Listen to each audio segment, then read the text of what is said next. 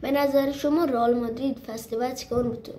ترکیب من در نظر گرفتم 4-3-3، یکی از بهترین ترکیب‌های آنچلوتی. رودریگو، امباپه، وینی در خط حمله خوبه. لوکا، والورده، شامنی در خط هافبک. میتونه حتی از آردا گولر و کاماوینگا هم استفاده کنه. کارواخال، میلیتاو، رودریگر، مندی، فران گارسیا، داوید آلابا، این 6 نفر یکی از دفاعهای خوب رئال مادرید هستن که میتونه آنچلوتی از این ترکیب استفاده خیلی خوب ببره. ترکیب من که گفتم توی دروازه‌ام که معلومه تیبو کورتوا رو میذاره و لونینی که برای چی درخشید و نیمکت نشین میکنه.